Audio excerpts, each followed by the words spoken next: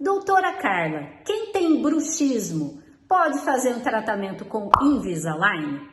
Olá, eu sou a doutora Carla Alvarenga da Dental Kids e aqui eu vou responder essa dúvida frequente nas nossas redes sociais e também com os nossos pacientes.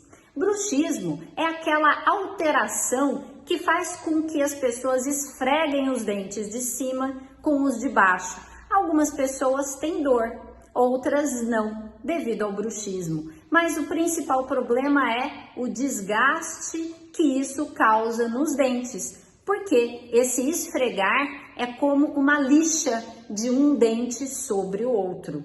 E na maioria das vezes, esses pacientes fazem esses movimentos dormindo, então é inconsciente, nem percebem. Agora a dúvida é, pode usar Invisalign? Quem tem bruxismo pode fazer esse tipo de tratamento?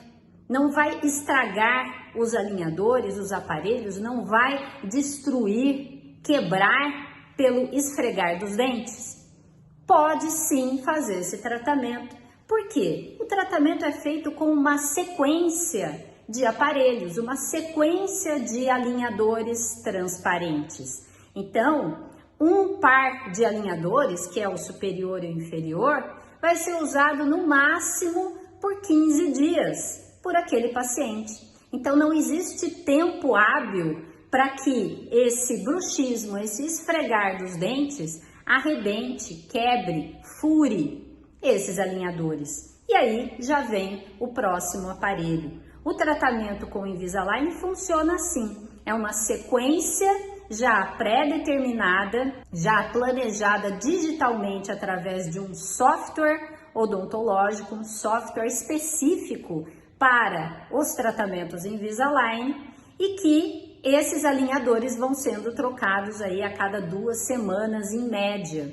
Por isso, é até indicado para quem tem bruxismo fazer tratamento com Invisalign. Por quê? Porque esses alinhadores estão protegendo os dentes do desgaste.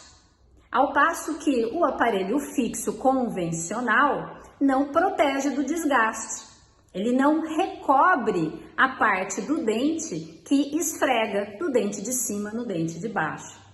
Ao passo que os alinhadores Invisalign, sim, funcionam mais ou menos aí como uma placa protetora para o desgaste desses dentes, além de, claro, promover a movimentação dos dentes, que esse é o objetivo principal do tratamento com o Invisalign. Então, fica aqui a resposta. Quem tem bruxismo pode fazer tratamento com Invisalign? Sim, não só pode, como é mais indicado do que tratar com aparelho fixo convencional. Espero que tenha ajudado. Agende a sua consulta em uma de nossas unidades. Estamos aqui no interior de São Paulo. Venha tirar todas as suas dúvidas e conquistar o seu sorriso dos sonhos. Espero por você!